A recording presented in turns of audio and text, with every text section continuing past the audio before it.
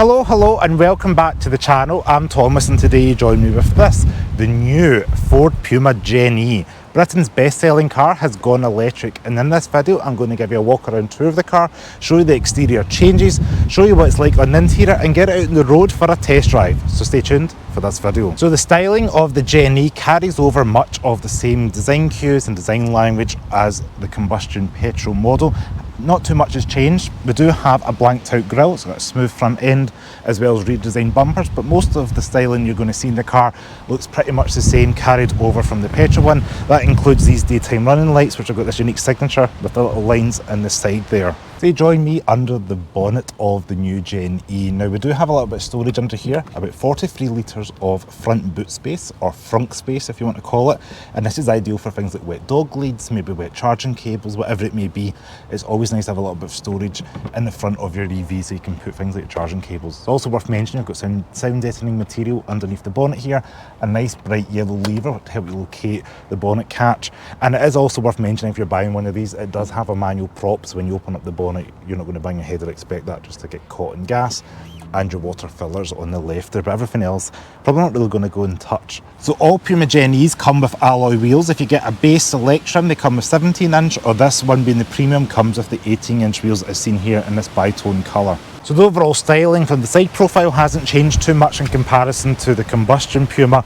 Still got the 5-door configuration with the rear doors. What you are going to notice is this charging flap here with the CCS and the home charging, so you have got the capability to rapid charge like so, and you can lock the unit by touching that button there. So around the back it's pretty much the same styling as we've seen on the previous Puma. What we do have is Puma spelled out in white, no visible tailpipes because it is an electric car. We do have an electric tailgate, which is nice, however, and that's about 523 litres of boot space, including the storage underneath the floor here.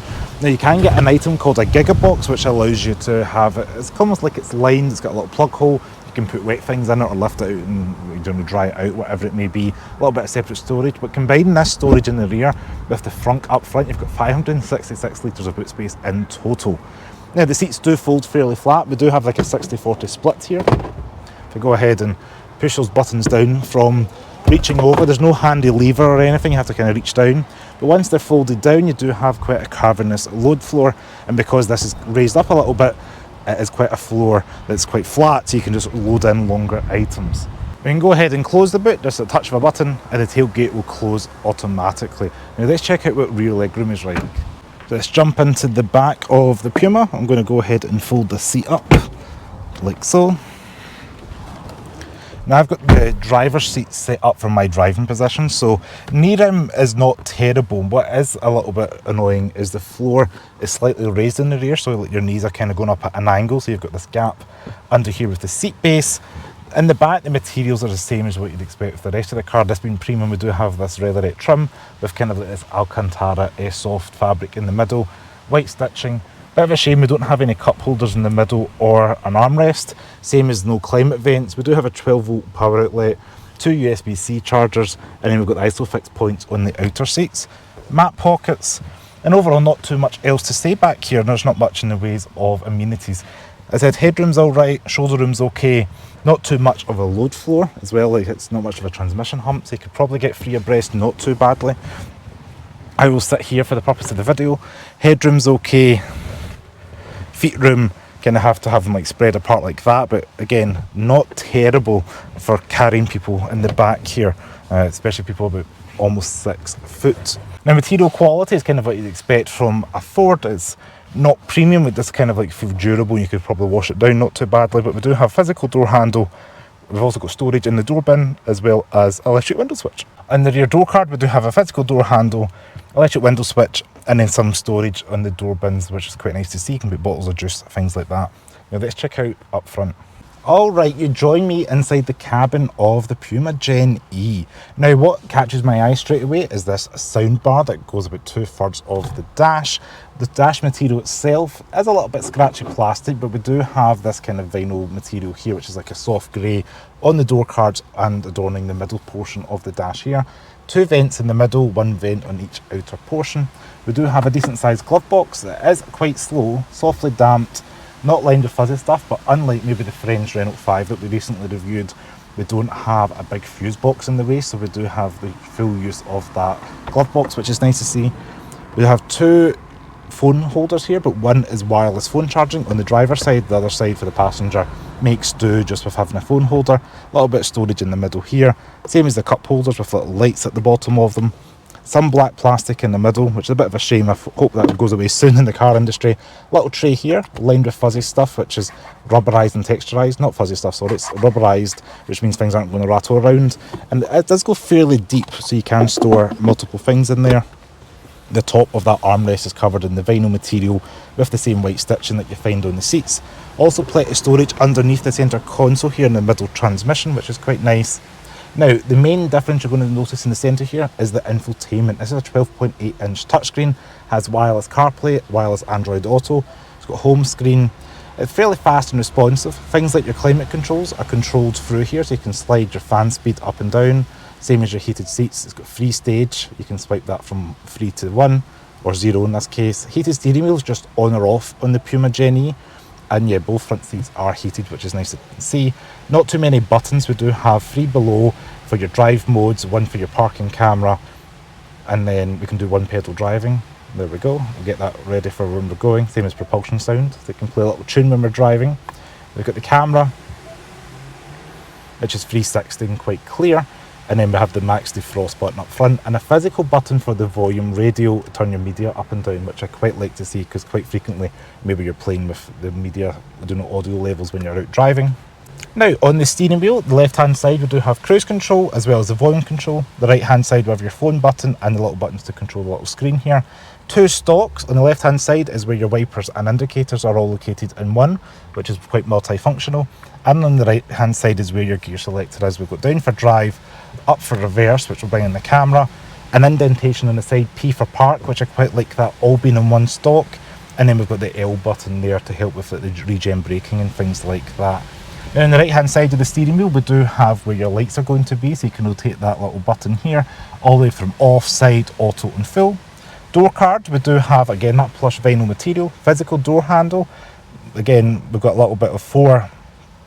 We do have all around electric windows, mirrors, door locks, and down below that we do have quite a large cubby on the door itself. We can hold bottles and various things. Both front doors have got quite a good cubby. It's not lined with fuzzy stuff or anything, which is a bit of a shame. And the seats themselves are manually adjustable. They are lined with this kind of fuzzy suedette material in the middle, and they are bi-tone, so we do have the black at the bottom and then the kind of soft dove grey up top, which kind of helps split the cabin visually, which is quite nice. But overall, there's not too much else to say. Let's get this car out on the road for the test drive. So even the little key doesn't say Ford on it. It's got a little Puma emblem on the side there. Right, we'll give it a little bit of a bump there. And overall, it's not doing too bad a job, absorbing these lumps and bumps. As I said, the handling's all right. You feel pretty okay behind the steering wheel. I said it is a little bit heavier than the standard Puma, but apart from that, it still rides well. The handling's still great for the Puma. That's not changed too much, and the steering input as well feels pretty. It's got a little bit of something there which you expect with a Ford product, and it doesn't feel totally devoid of any steering feel. Now, I like the fact everything's logically laid out. We've got light switches we expect it to be, window switches that are physical. We've got 4 of them, mechanical door release. Things are just like you get in the standard Puma, you get here.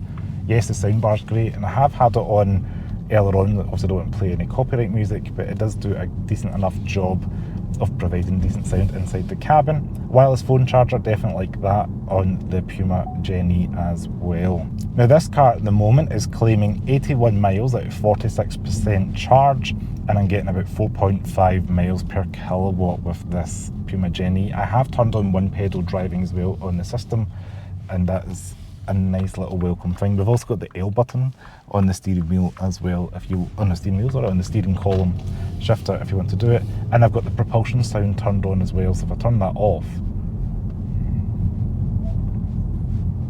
nothing, and then put it back on, and you get that kind of noise playing internally, which just kind of helps with your mind to tune in to what kind of speed you may be doing, which in this case is between 14 and 20 miles per hour at the moment. But I do like that little propulsion sound. It adds a little bit of something to it than it being dead silent, but you can literally turn that off if you do want a silent EV. Now, parking the car is going to be a doddle because it is Ford's smallest crossover. It's ideal for British roads. It's tight, compact, easy to park. Blind spot's not too bad. We've got the blind spot mirrors as well in this car. And I'm just going to do a U-turn here, just test that out for the turning circle. And that's done that nice and easy and sharply. Visibility is decent. Overall, the A-pillars are doing, the roof feels like it's raked back a little bit, but they're quite thin as well, so it's not too bad there either. So overall, quite impressed with the Puma Gen-E. Now the question is, should you buy a Ford Puma Gen-E or lease or whatever it may be? Should you consider one on your drive? Well, if you're looking for something that you're familiar with, maybe the Ford brand, you want a conventional vehicle, you don't want to stand out too much, maybe something like the new Renault 5, which is not an SUV, however that's got some bold styling and nice poppy colours. This is more a traditional car that's been electrified. You know, it is Britain's best-selling car for a reason. It's obviously popular with people, and Ford have just electrified it, so it's silent, it's quick off the line, but everything else in the car is familiar. So if you are looking for that, then this is something you should consider. I do quite like the Ford products, especially the electrified products. Now, in terms of reliability, it is a new car, so I don't know what to say about reliability in 5 years' time. What's it going to be like? You can be optimistic and think out with that. If you're going to be the first owner anyway, it will be covered under warranty if there are any issues. So I just want to say a special thanks to Peoples Ford for loaning me this Puma Gen-E for today's review. If you like this video, please give me a thumbs up, subscribe to the channel below, and if you're interested in test driving or buying one of these Fords, make sure to check out the guys at Peoples. I'll see you next video. Ciao!